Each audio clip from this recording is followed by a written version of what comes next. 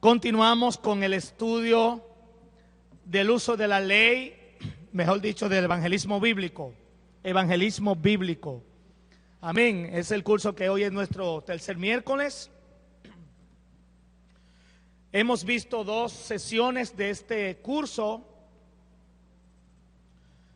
que es mi deseo que el Señor vaya a ustedes enseñándoles y ayudándoles conforme al propósito que Él tiene para cada uno de nosotros, para su iglesia, de la forma en que lo está haciendo conmigo individualmente, que ha sido algo muy extraordinario, amén, y de mucha bendición y de mucho crecimiento para mi vida. Yo espero en el Señor de que Él de esa misma forma o en una magnitud mayor vaya trabajando en ustedes, vaya dándole a ustedes ese conocimiento que necesitamos para predicar este evangelio de la forma en que el Señor quiere usarnos a cada uno de los que estamos acá en este lugar, y que esta palabra de Dios traiga libertad, como ella misma dice, redarguya, traiga convencimiento de pecado, amén, y nosotros podamos ver, como en la iglesia de Hechos, que cada día el Señor añadía lo que habían de ser salvos, amén. El miércoles pasado, el primer miércoles, iniciamos con el uso de la ley en el evangelismo. El miércoles pasado vimos para qué sirve la ley y estuvimos viendo 5 puntos básicos. Decíamos que la ley, el primer uso de la ley es manifestar al hombre su culpa.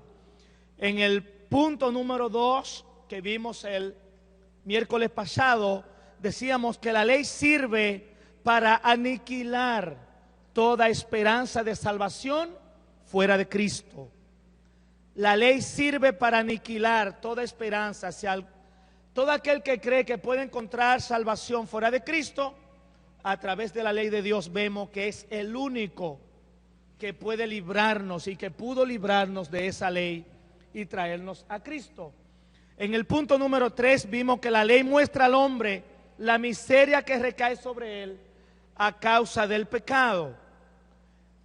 Vimos el número 4, que la ley fue enviada al mundo para mostrarle el valor de un Salvador.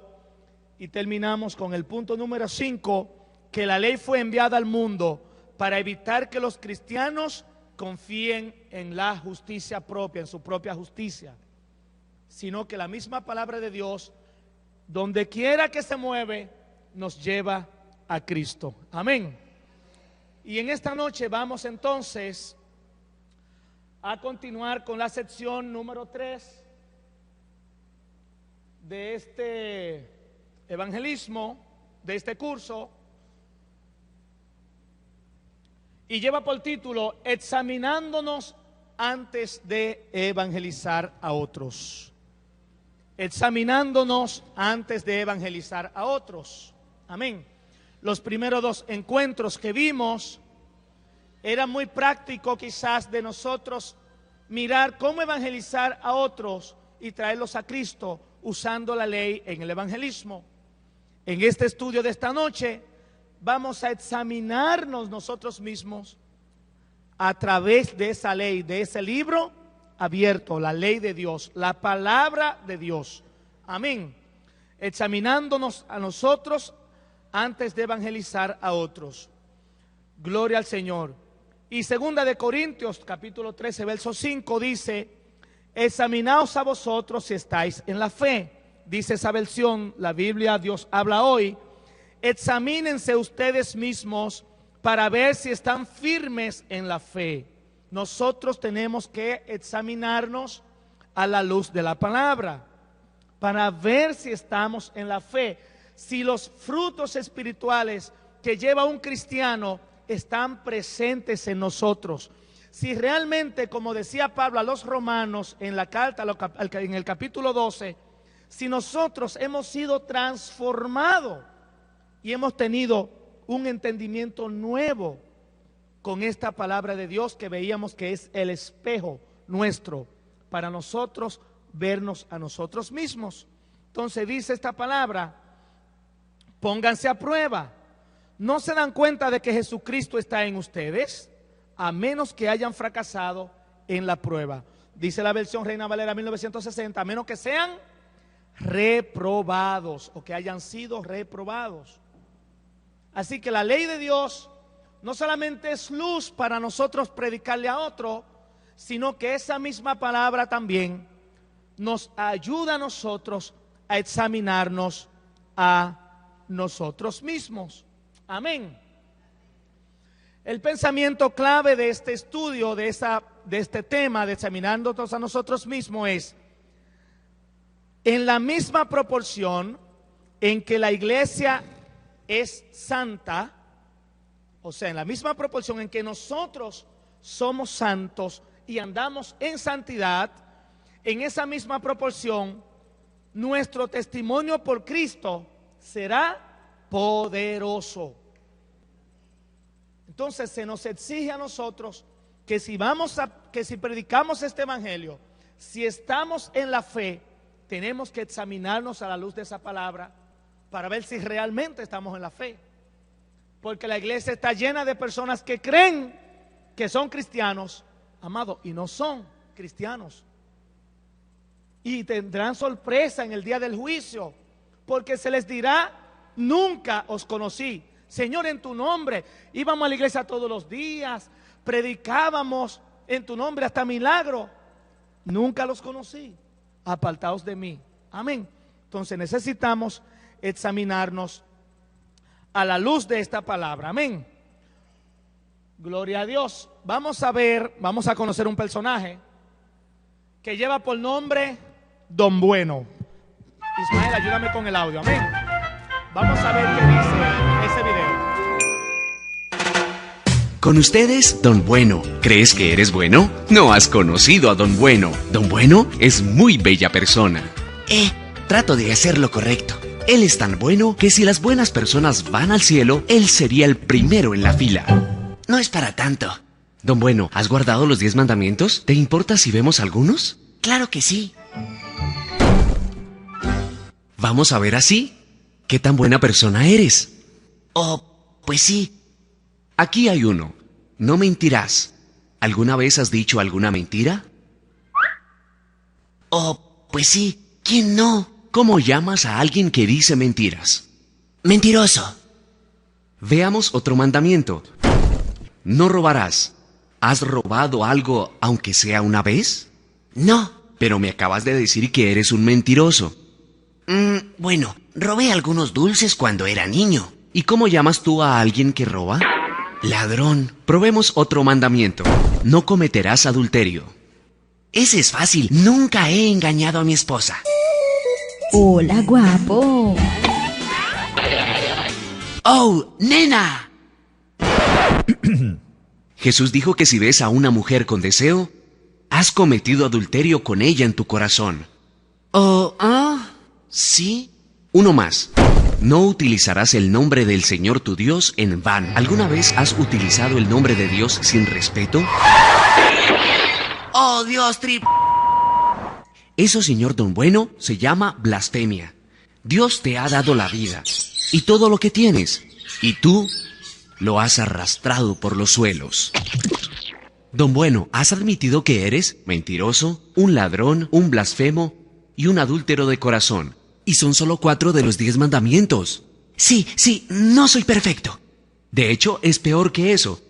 Supongamos que ponemos un chip en tu cerebro y que este grabará todos tus pensamientos por una semana entera. Y después los pusiéramos en una pantalla gigante para que todos tus amigos y familiares los vieran. ¡No! ¡Sería vergonzoso! La Biblia dice que Dios sabe todo, incluyendo los pensamientos secretos de tu corazón. Momento. Comparado a otras personas, yo soy santo. Es muy cierto, pero el estándar es la ley de Dios y no otras personas. Además, si solamente pecas 5 veces al día, en un año serán 1825 pecados. Si llegas a los 70 años, habrás roto la ley de Dios más de 127,000 veces.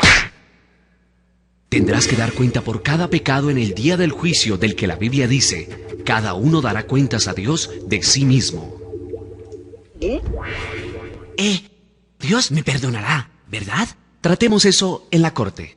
Ya sé que me la paso rompiendo la ley, pero bueno, ¿no podrías pasármela ¿Esta vez? Solo un juez corrupto aceptaría eso. Un buen juez diría: La justicia demanda que pagues por tus crímenes. Dios no es juez corrupto. Él es un juez santo y justo. Odia el pecado. Jesús advirtió que en el día del juicio, Dios tomará justamente a cada uno que haya pecado contra él y será arrojado a un terrible lugar llamado infierno. Entonces, ¿cómo alguien puede ir al cielo? Solo hay un camino.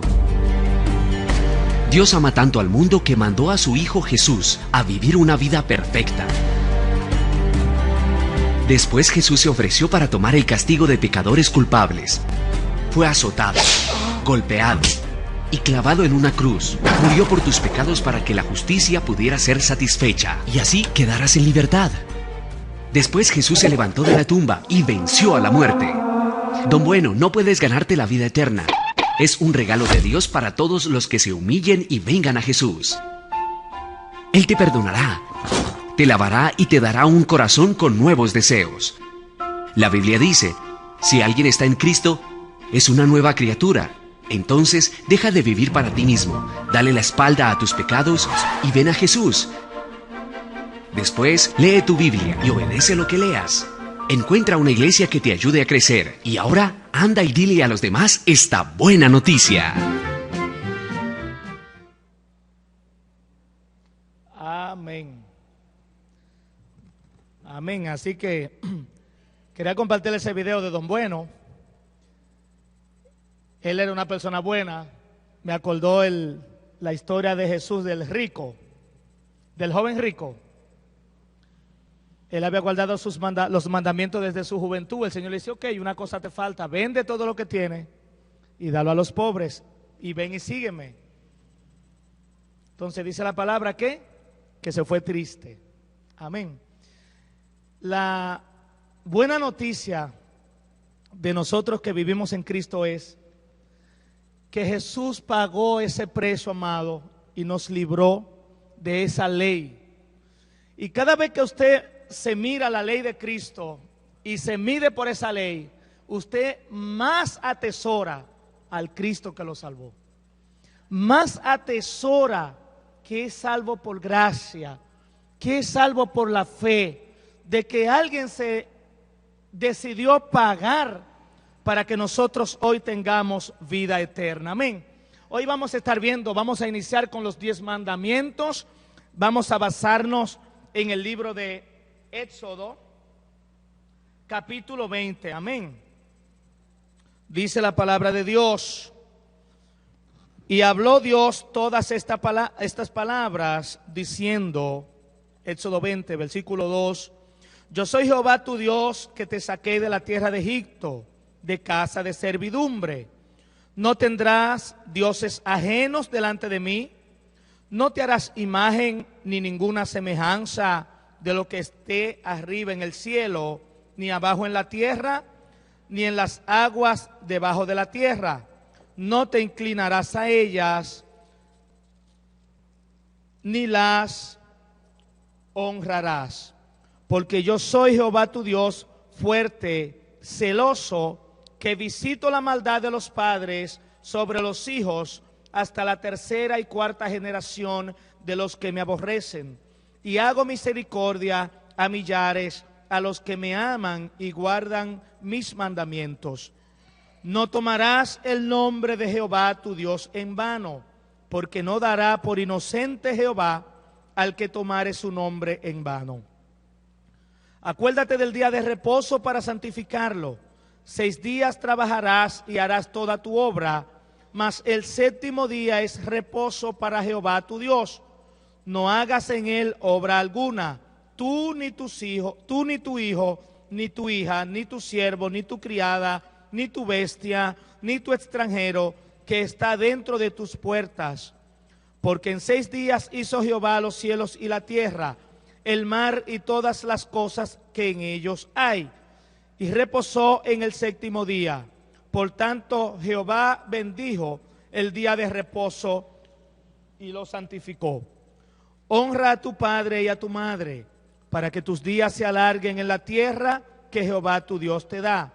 No matarás, no cometerás adulterio, no hurtarás, no hablarás contra tu prójimo falso testimonio, no codiciarás la casa de tu prójimo, no codiciarás la mujer de tu prójimo, ni su siervo, ni su criada, ni su buey, ni su asno, ni cosa alguna de tu prójimo.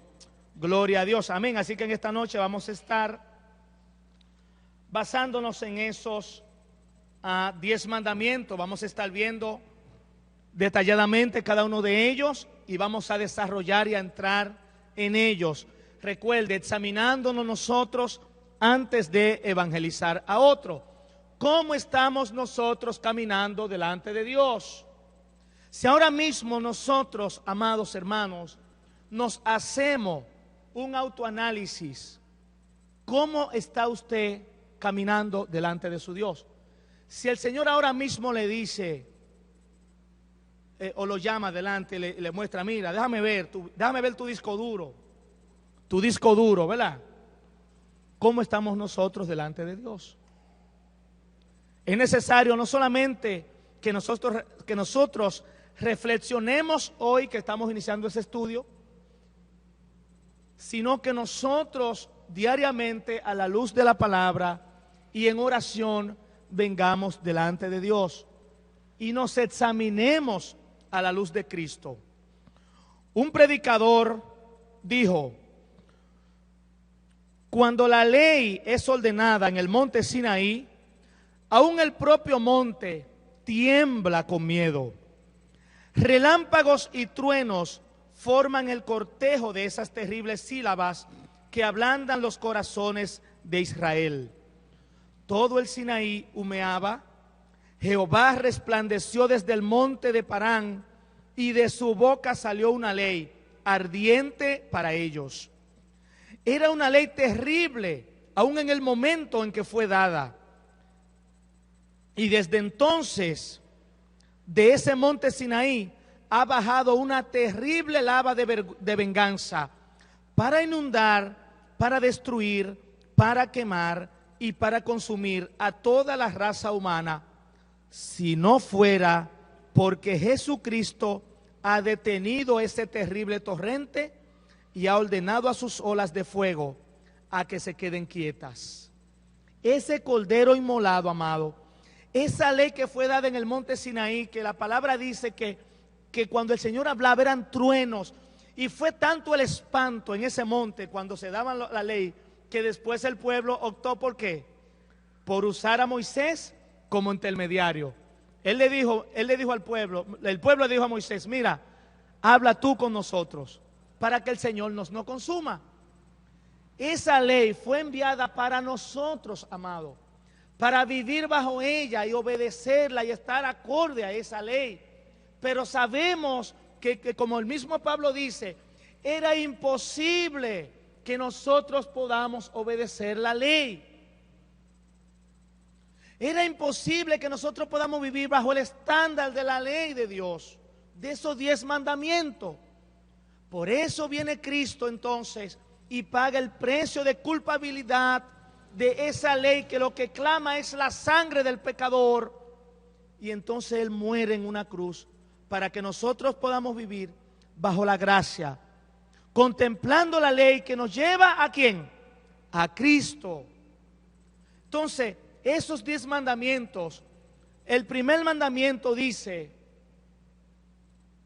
no tendrá dioses ajenos delante de mí. Éxodo capítulo 20, verso 3. No tendrá dioses ajenos delante de mí.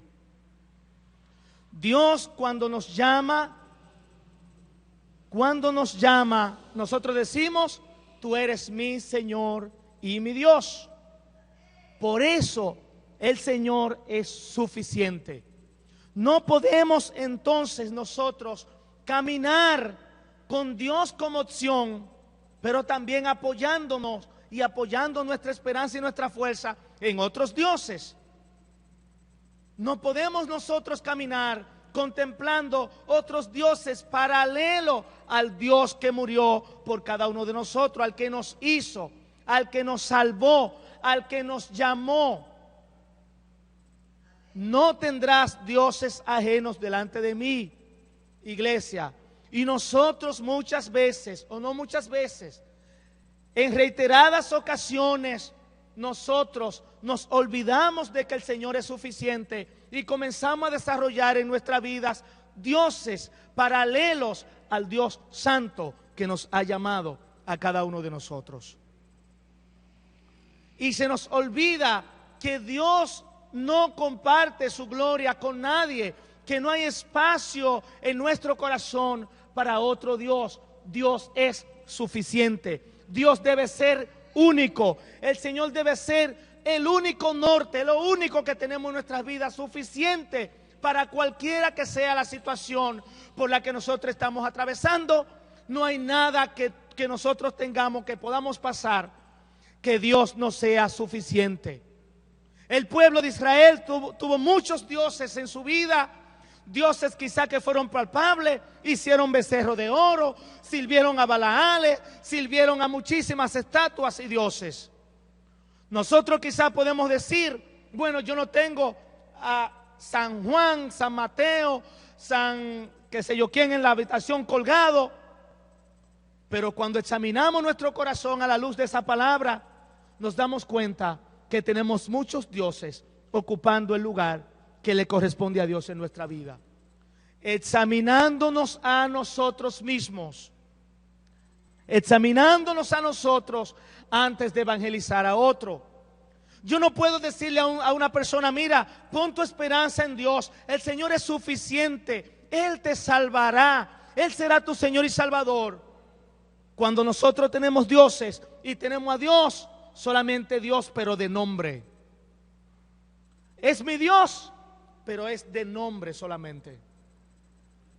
Por eso, amado, tenemos que contemplar nuestra vida a la luz de la santa palabra del Señor, para saber cómo estamos caminando.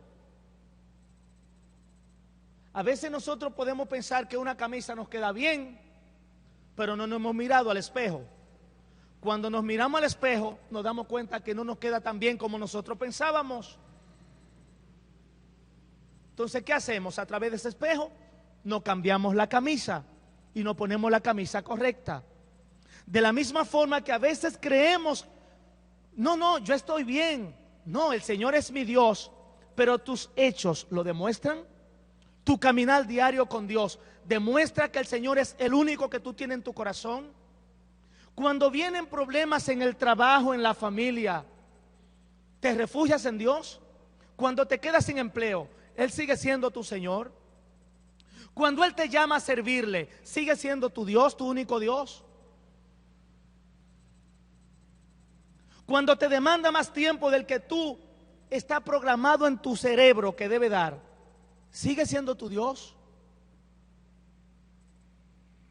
¿O tengo a Dios condicionado a mi mente? Hice un Dios a mi forma y Él se va a condicionar a mi tiempo, Él se va a condicionar a mi obediencia, Él se va a condicionar a la adoración que yo quiero darle, Él se va a condicionar a lo que yo pueda. Y muchas personas dicen, Él sabe que yo soy polvo, Él sabe que yo soy humano y que peco, Él sabe que yo no soy perfecto. Pero a veces, amado, detrás de esas frases, lo que estamos es que queremos que Dios se acomode a nosotros y a nuestra agenda apretada y a nuestro estilo de vida.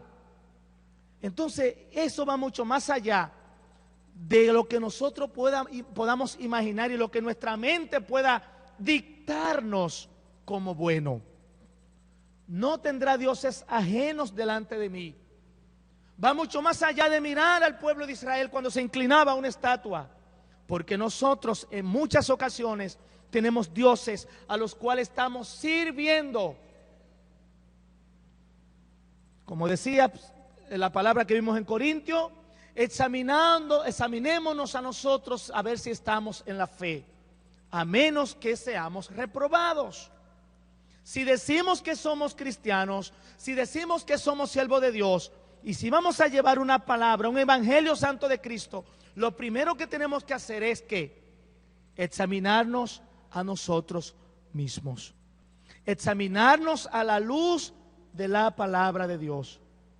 No tendrá dioses ajenos delante de mí. No tendrá tu orgullo por encima de Dios. Lo que tú crees, no es que yo soy así. Si alguno está en Cristo, nueva criatura es. Muchas veces a nosotros nos cuesta, amados, cambiar o permitir que Cristo transforme nuestra vida. Porque yo soy así. Y cuando alguien te corrige porque hiciste algo, no, yo soy así. Yo soy así. No tendrá dioses ajenos delante de mí.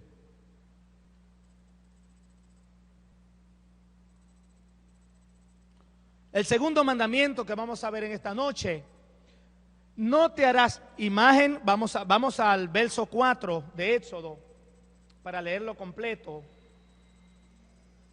Éxodo 20, versículo 4. Dice: no te harás imagen ni ninguna semejanza de lo que está arriba en el cielo, ni abajo en la tierra, ni en las aguas debajo de la tierra.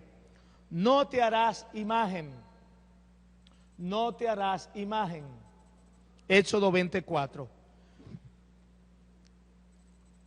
Nuestro pueblo, nuestro país, hereda desde los tiempos de la colonización, hereda una religión que no es monoteísta. Porque en el sentido de adoración, todas las personas que pasan por ahí y que hicieron un milagro X visible, ellos lo canonizan y lo santifican. Y están violando de manera directa y pública este mandamiento. No tendrá dioses, no te harás imagen ni semejanza. El segundo mandamiento que vemos ahí en el capítulo 20 dice: no te harás imagen ni ninguna semejanza de lo que está arriba en el cielo, ni abajo en la tierra, ni en las aguas debajo de la tierra. El 5 sigue diciendo: no te inclinarás a ellas, ni las honrarás. ¿Por qué? Dice él: porque yo soy Jehová tu Dios fuerte, celoso, etcétera, etcétera, que visito la maldad de los hijos sobre los padres hasta la tercera y cuarta generación de los que me aborrecen. ¿Por qué el Señor hace tanto énfasis? Cuando el pueblo de Israel sale de Egipto, es perseguido. ¿Quién fue que abrió el mar? ¿Los dioses egipcios? No. ¿El becerro de oro? No. Quien abrió el mar a la vista de ellos fue el Dios Todopoderoso. Quien lo sacó de Egipto, quien envió la mortandad, fue el Dios Todopoderoso. El mismo Dios que le dijo a Moisés, cuando él le dijo: ok, tú me estás mandando donde el faraón, pero ¿qué le voy a decir? ¿Qué le dijo el Señor? Dile que el yo soy te envía. El yo soy. Nuestra mente comienza a volar como el yo soy. Oye, no te preocupes, Moisés, dile que el yo soy te envía. Yo me imagino a Moisés delante del faraón: mira, el yo soy me envía. ¿Cómo así? Quizá tuvo una cara de incredulidad, una mente de incredulidad, porque era un Dios desconocido para él. Pero ese yo soy, el yo soy que él no quiso hacerle caso, envió las plagas, envió la mortandad, liberó a su pueblo. Cuando el pueblo estaba en peligro, abrió el mar rojo. Amado, la Biblia no lo registra, pero yo considero la gente de Mayao que había ahí, cuando ven las aguas ser así. Ese yo soy es que dice: no te harás imagen. No te harás imagen. No significa que no debemos crear un Dios para complacernos a nosotros mismos, ni con nuestras manos, ni con nuestro corazón, ni con nuestra mente. Un ídolo no necesariamente tiene que ser algo tangible como una imagen, un cuadro de un santo, una estampida de una virgen o una figura de yeso, barro o porcelana. Escuche, cualquier cosa que ocupe el lugar de Dios en nuestras vidas puede considerarse como un ídolo. Puede considerarse como un ídolo.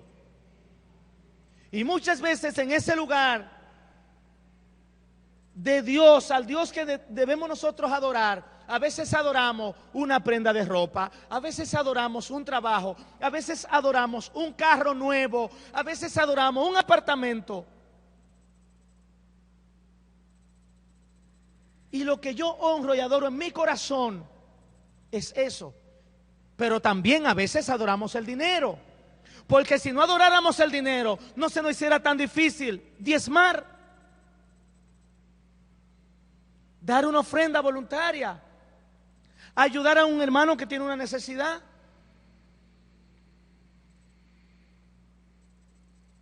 Entonces, cuando nos examinamos detalladamente, nos vamos dando cuenta y nuestro corazón va despertando y Dios nos va trayendo a la mente de que hay muchas cosas, muchos objetos que adoramos, amado,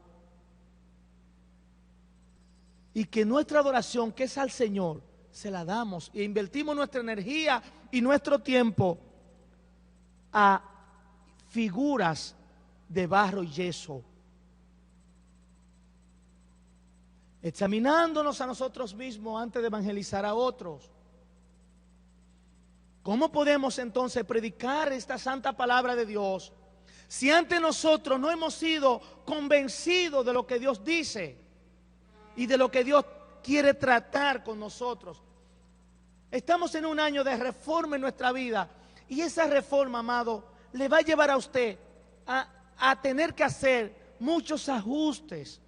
A nosotros muchos ajustes, tomar la libreta y nosotros hacer muchos ajustes en nuestra vida. De dioses insignificantes, de imágenes que tenemos, anatemas que tenemos en nuestra vida, en nuestra casa, que tenemos nosotros que sacar para poder ser siervos inútiles que Dios pueda usar para gloria de Él.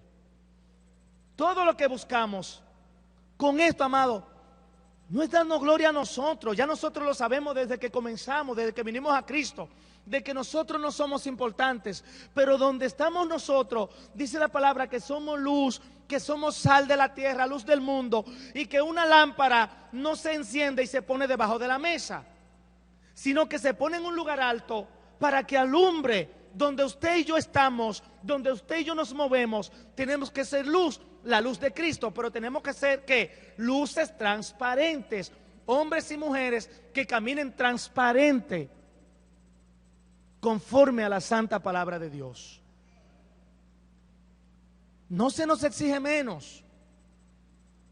No se trata de que la iglesia permite o que no permite, de que la iglesia se puede hacer o no se puede hacer. Se trata de la palabra de Dios, porque si usted y yo estamos alineados a la palabra de Dios, no será necesario que digan que se puede o no se puede, porque la palabra de Dios es clara y ella te dice cómo debe conducirse el siervo del Señor.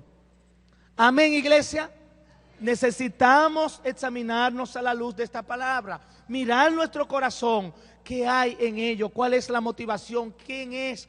¿Cómo estamos caminando nosotros a la luz del Santo Evangelio de Cristo, a la luz de la palabra? Radamés y después Anyemar. Tenemos que tener mucho cuidado con esto, porque como tú decías, hay tantas formas de ser idólatra, sí. Y esa es una forma. Cuando yo el conocimiento incluso que Dios me ha dado, que Dios me ha revelado, lo utilizo de una manera obstinada. ¿Entiendes? O sea, la misma revelación de Dios la puedo utilizar y eso mismo me puede llevar a la idolatría. Amén. Amén. Gracias, Radamés. Siguiendo con ese mismo punto tuyo, me viene a la mente, como tú lo dijiste allá, ¿verdad? A veces, generalmente cuando uno está orando, uno llama a los hermanos al altar. Amado, el hecho de que a usted se le llame aquí delante no significa que Dios no está ahí detrás. Amén. Amén. Muchos quizás lo saben, ¿verdad? Pero hay otros que uno no sabe. Así que es bueno aclararlo a toda la iglesia. Entonces, amado, a veces uno, o por cultura o por costumbre, o porque oye muchas veces, venga adelante a orar, ya uno cree que quedarse allá atrás es pecado. Ay, voy a estar en pecado porque me quedé atrás al final.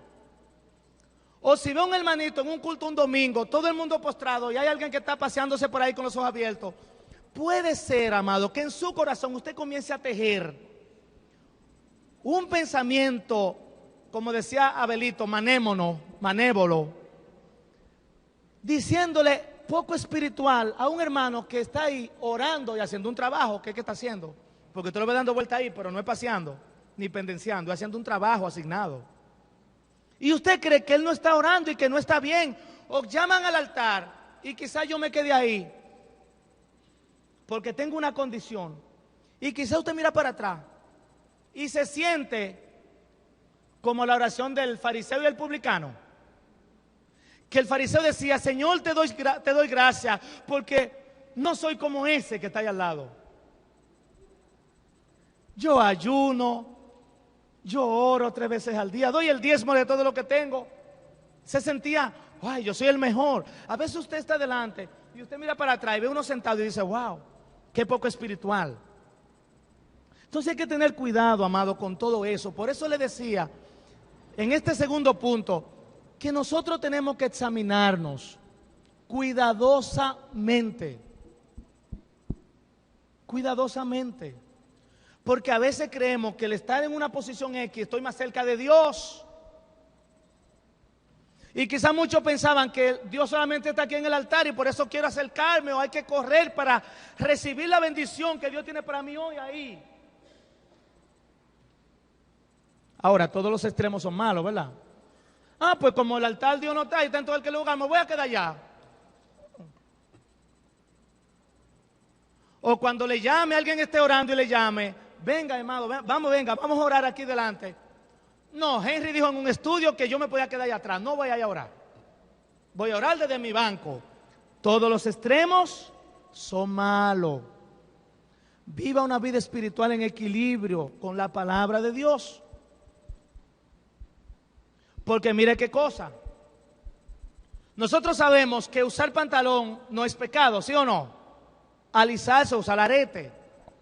Ahora bien, si usted es pentecostal y no usan pantalones, ni usan arete, ni se alisan, y automáticamente ya su corazón comienza a querer, como dicen ellos, modernizarse y usar pantalones apretados, y ya me quiere alisar, no es en sí el desrizado.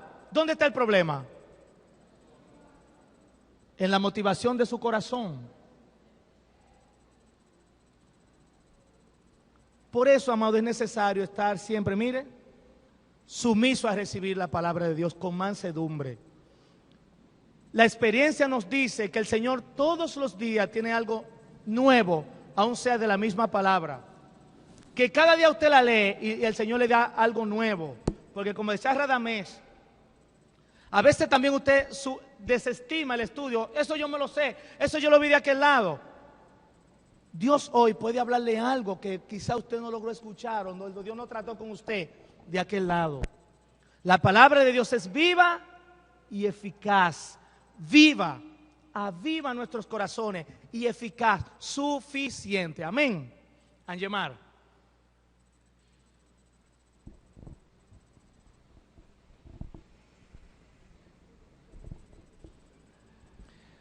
Amén. Cuando uno lee Isaías en varios capítulos, uno ve que Dios habla con el pueblo sobre, en contra de los ídolos que tienen, y diciéndole: óyeme, no fueron esos ídolos que te sacaron de Egipto, que hicieron la maravilla, todo aquello, fui yo. Y comienza a decirle: oye, ¿quién fue que anunció todas estas cosas desde antes de los tiempos? Fui yo que lo anuncié, no fueron tus ídolos, no fueron nada. Pero el pueblo, ¿cómo se dice?, atribuía hechos que Dios, solo Dios hacía a sus ídolos. En ocasiones, por ejemplo, el becerro que hizo Jeroboam decía eso: estos fueron los dioses que te sacaron de Egipto. Entonces, a veces también nosotros podemos ver la mano de Dios en algo, correctamente la mano de Dios, pero luego nos sentamos y pensamos, wow, pero yo hice este esfuerzo, pero yo lo calculé así. Y entonces, al fin y al cabo decimos, fui yo que lo hice. Entonces ya no fue la mano de Dios, fue mi esfuerzo. Y entonces ahí tú estás poniéndote a ti por encima de Dios, de la bondad de Dios, del milagro de Dios. Que incluso cuando otra persona te dice, ¿cómo lograste eso? Tú dices, mira, tú tienes que esforzarte mucho, tú tienes que hacer esto y aquello, tú tienes que esto y aquello. Y que Dios te ayude. Pero, o sea, ya dio a lo último. Y no poner a Dios, el Señor fue el único que me ayudó. Siempre yo digo que al pasar la universidad, verdaderamente solo Dios fue que me ayudó. Porque son sucesos que yo digo, no podía salir de ahí, en relaciones a materia y todo eso. Y que uno diría, pero tú te esforzaste y esto y aquello. Mire, fue Dios que me ayudó, porque es que si no, no hubiera terminado. Entonces uno debería siempre tener en su mente que las cosas que Dios hace, no es que usted no ponga su esfuerzo, pero usted entender que toda dádiva y todo buen don viene del Padre de los cielos, es del Padre de los cielos, no de usted, es del Padre de los cielos que viene en esa cosa. Amén. Amén. Sí, Señor, y eso pasa con frecuencia. Yo le he dicho en algunas ocasiones que, por ejemplo, a veces uno se queda en la casa porque mañana tiene un examen. Y el culto lo que dura es como 1 hora y media. Vamos a poner 1 hora y media, 1 hora y 40 minutos. Yo siempre digo, es más efectivo para mí, no lo dice la Biblia, yo tomar lo que Dios tiene para mí en el culto y estudiar 40 minutos, que quedarme estudiando, confiando en que necesito estudiar todo me estoy confiando en mi conocimiento y en mi memoria, que la memoria falla, hasta con un dolorcito de cabeza, se va todo a pique. Y dejar de venir a tomar la bendición de Dios de la palabra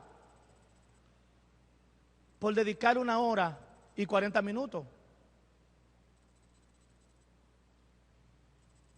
Es más efectivo tomar su culto e ir a estudiar 40 minutos.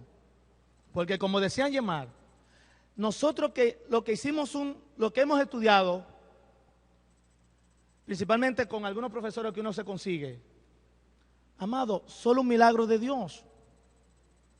Entonces Dios nos ha demostrado que cuando nosotros lo tenemos a Él como único y suficiente Dios, de esa misma forma, si nosotros creemos eso, Él es suficiente en nosotros. Lo que pasa es que en nuestra naturaleza caída, a veces nosotros nos dejamos dominar por la duda y el miedo y el temor. Por eso, amado, es que no solamente es el corazón. Nosotros tenemos que ir más allá de lo que nosotros sentimos para que Dios se mantenga en el lugar que a Él le corresponde en nuestra vida. ¿Por qué Dios prohíbe las imágenes o la adoración a través de imágenes? Vamos a ver algunos puntos, algunas anotaciones, y entre ellos, punto número 1, ¿por qué Dios no prohíbe las imágenes? Porque no es posible hacer una imagen verdadera de Dios. No es posible, amado, hacer una imagen verdadera de Dios. Y yo le decía que a veces nosotros hemos acostumbrado a ver las películas, por ejemplo, vemos la película de Cristo. Vemos un Cristo, a veces con barba, a veces con el pelo largo, en otras versiones quizás tiene el pelo más corto. Cuando nosotros oramos o cuando pensamos en Dios, a veces tenemos el Dios de esa película ahí en la mente. Cuando cerramos los ojos que estamos orando o que pensamos en Dios, pensamos en alguien físico. Entonces, la idolatría, Dios es celoso porque no es posible hacer una imagen verdadera de Él. Dios como espíritu no tiene ninguna semejanza a las cosas materiales de este mundo. Y en una ocasión, Angemal decía, cuando estábamos de aquel lado, que cuando los siervos de Dios se referían a Dios, ¿qué decían? ¿Cómo? Por ejemplo, Isaías dice, yo vi cómo, semejante a, no que era igual a, que es algo muy diferente. Entonces Dios no permite que hagamos nada semejante a Él, porque no hay nada visible que nosotros podamos ver semejante a Dios. Isaías en una visión dice que caía como muerto, y aún así no puede decir, en la Biblia nos dice que vio el rostro de Dios y vio como Dios era. No es posible. Dios, como un ser infinito y personal, no puede ser representado de forma visible. Cualquier intento de representar al Dios infinito por medio de cosas finitas no solo fracasa, sino que es un grave pecado. Dios es celoso, amado. Dios es celoso. Por ende, nosotros tenemos que evitar caer en ese pecado de idolatría. Por eso tenemos que evitar caer, hacer imágenes en nuestro corazón para darle la adoración de Dios, del Dios grande, dársela a un ser creado. Cada imagen o representación de Dios no es solo una mentira acerca de Él, sino que también enseña mentiras acerca de Él. Cada ídolo o imagen enseña mentiras porque representa a Dios en una manera falsa. ¿Y qué hace entonces? Que el pueblo blasfeme. Las imágenes mienten porque pretenden representar a Dios cuando en realidad no lo hacen. Lo que hacen es distorsionar y llevar al pueblo a idolatrar. Como hizo el pueblo cuando Moisés se tardaba. Vamos a hacer un Dios porque a la gente lo que le interesa es tener a alguien al frente que pueda sentirse seguro. Quizá muchos podrían decir, ellos tenían razón, estaban cerca del enemigo. No. Quitaron a Dios, al Dios grande y poderoso, y pusieron un Dios hecho de mano. Y Romano dice que profesándose el sabio se hicieron necios. Y comenzaron a adorar reptiles, anfibios, todo. Cuando la adoración se le debería dar al Dios Todopoderoso. ¿Por qué Dios prohíbe las imágenes o la adoración? ¿Por qué la prohíbe las imágenes o la adoración a través de imágenes? Más adelante vemos porque limitan a Dios quitándole sus atributos. Mienten porque distorsionan su carácter. Mienten porque oscurecen la verdad acerca de Dios. Las imágenes oscurecen la verdad acerca de Dios. Reducen a un nivel meramente humano. Cuando usted se hace un Dios a su semejanza, ya usted no está creyendo en un Dios omnipotente, en un Dios omnisciente, en un Dios todopoderoso. Ya usted está creyendo en el Diosito que usted se hizo ahí. ¿Por qué las imágenes enseñan mentira? Mienten acerca de Dios porque niegan su verdad y niegan su gloria. Y vamos a ver qué dice Primera de Corintios 10, del 19 al 22. Primera de Corintios capítulo 10, del 19 al 22. Gloria a Dios. ¿Qué digo pues? ¿Que el ídolo es algo o que sea algo lo que se sacrifica a los ídolos? Antes digo que lo que los gentiles sacrifican a los demonios lo sacrifican y no a Dios.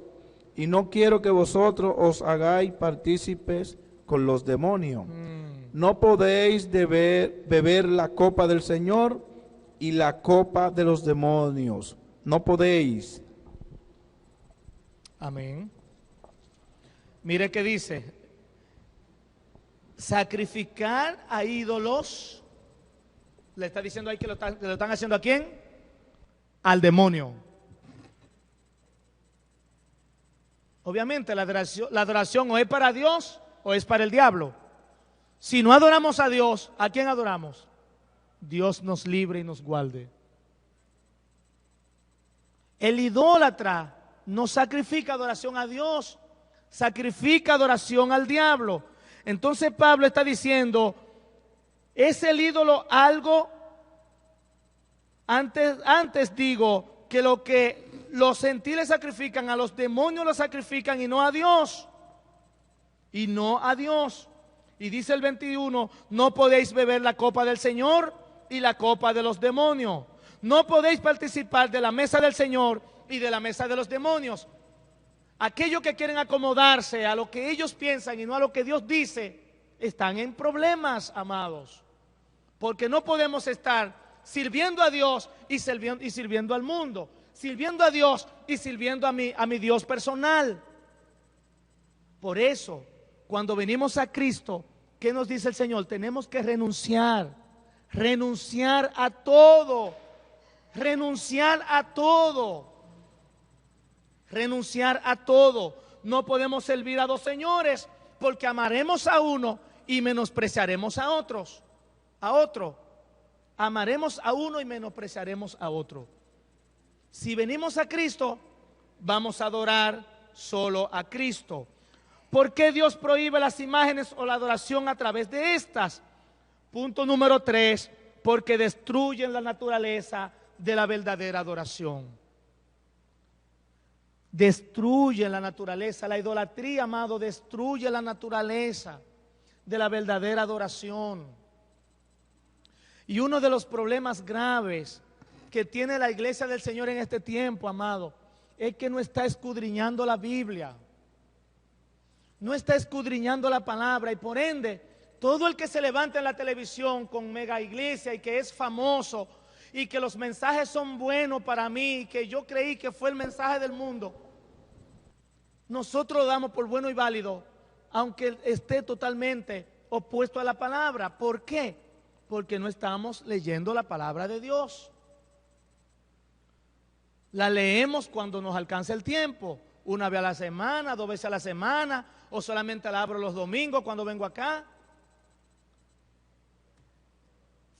Y fácilmente entonces somos arrastrados por corrientes de idolatría. Hay hombres que la gente lo ama más que al mismo Dios, pastores, apóstoles de mega iglesia, que ellos son el Dios de ellos. Y todo lo que ellos dicen, amén y amén, no tienen ni que abrir la Biblia, porque lo dijo el apóstol tal, aunque vaya contra la palabra de Dios. Así que esa ley de Dios, dice, la ley de Jehová es perfecta, que convierte el alma. La ley de Jehová, no la religión, no la iglesia de fulano, la ley de Jehová. Así que usted y yo estamos llamados a mantenernos leyendo, escudriñando la palabra de Dios, porque eso es lo que va a traer libertad a nuestras vidas. Eso es lo que nos va a librar de la idolatría, amén. Dios quiere que le adoremos con todo nuestro corazón. Quiere que la veneración que viene del alma y del espíritu, no un rito externo que no es más que el movimiento de nuestros labios o nuestro cuerpo. No es eso. Dios quiere que le adoremos con todo nuestro ser. No un pedazo, no una adoración para Dios, sino una adoración para mi ídolo. Toda nuestra adoración debe ser para Él. Amén. Y por último, de esta tanda, de esta noche, ¿por qué Dios prohíbe las imágenes o la adoración a través de estas? Porque destruyen la naturaleza de la verdadera fe. La idolatría destruye la naturaleza de la verdadera fe, de creer en un Dios omnipotente, omnisciente, omnipresente, creador del cielo y la tierra, sustentador de todo. Y la idolatría empaña esa verdad acerca de Dios. Nos hace desviarnos del Dios que merece nuestra adoración para dársela a los ídolos. La verdadera fe cristiana está basada en la revelación que Dios nos ha dado de sí mismo en su palabra escrita. Dios ha manifestado su verdad y su gloria en la persona y la obra de Cristo. Amén. Hebreos 1, de los versos 1 al 4. Y primera de Juan 5:21 nos dice: hijitos, guardaos de los ídolos. Amados, guardémonos con celo santo de la idolatría. Permita, gima delante de Dios, ruegue al Señor con todas sus fuerzas, con todos sus pulmones, de que nos libre de tener dioses ajenos delante de Él y de crear imágenes para adorarle que no sea solo a Cristo. Que nuestra adoración no solo sea de labios, porque a veces venimos de labios y cantamos hermosísimo y hasta se nos salen 2 lágrimas grandotas. Pero estamos adorando a Dios solamente de labio, como Él mismo dice. De labios me honran, pero su corazón está lejos de mí. Que Dios nos libre, iglesia. Que Dios nos guarde de caer en idolatría. Cuando piense en la idolatría, no se vaya a la Virgen, no se vaya a los dioses católicos, no se vaya a los dioses indios. No, examínese usted mismo. Examínese cuidadosamente usted mismo para ver para ver a qué Dios usted está adorando. A ver a qué Dios usted está sirviendo y a qué Dios usted le está dando su adoración. Yo creo que cuando usted y yo adoramos a Dios, cuando lo tenemos a Él como Dios, hay muchas cosas que están pasando en este lugar, en nuestra iglesia, que si nosotros comenzamos a adorar al verdadero Dios y a darle el lugar que Él se merece, vamos a ser mucho más celosos por su casa. Vamos a ser mucho más ferviente en el servicio al Señor. Vamos a ser mucho más entregado a Dios. Y vamos a ser mucho más entregado en llevar este santo evangelio a los que no le conocen. Vamos a ser menos mezquinos y más entregados a Dios. Nosotros y todo lo que tenemos. Porque todo lo que tenemos es de Él. Por eso le decía que a veces idolatramos las cosas materiales. ¿Y qué hace eso? Nos desvía nuestro amor, nuestro celo y nuestra atención. La desviamos del Señor Dios Todopoderoso y la ponemos en cosas que son materiales y que van a sucumbir con el paso del tiempo. Que esa libertad que nosotros necesitamos de adorar solo a Dios nos lleve, amados, a adorarle como Él se merece en este lugar.